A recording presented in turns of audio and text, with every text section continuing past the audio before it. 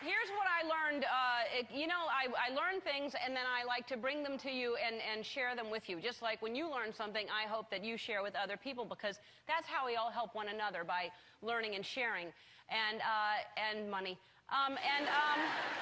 But here's what I've learned. There is no such thing as a small project. I will tell you that right now. You think something's going to be small. You think, oh, this will be simple. And then it turns into something that's not small at all. What's happening at the house right now is we decided to take a few trees out and replace them with other trees, because those trees that were in had invasive roots, I was told. And who wants invasive roots? Am I right, ladies? So, because they have a root system that'll break up the concrete and cause problems down the line. And so I took out a certain kind of tree, a ficus tree, and I thought, well, I'll put in a pear tree, because eventually I want a partridge.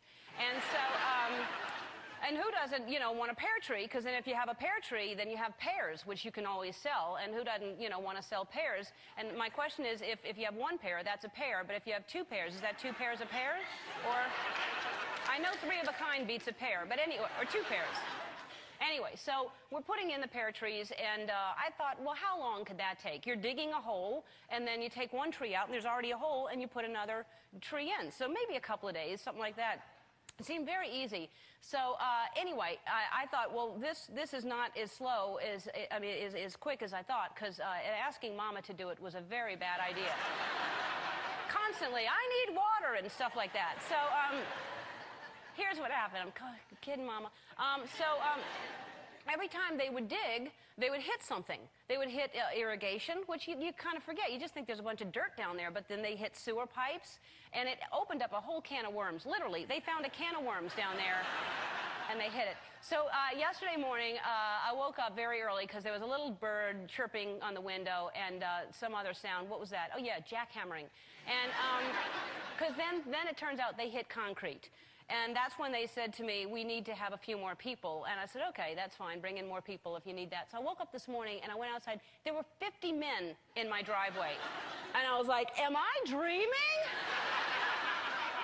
It's a raining man.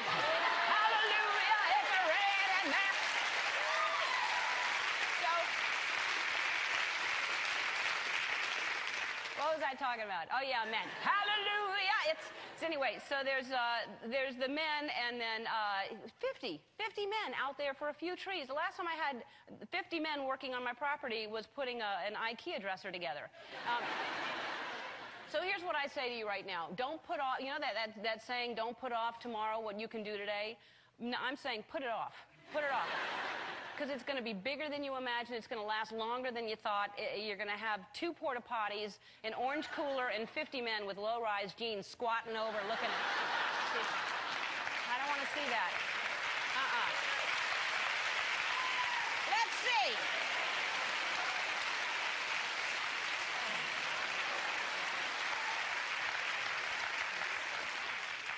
Certain things you should put off, but never, ever put off.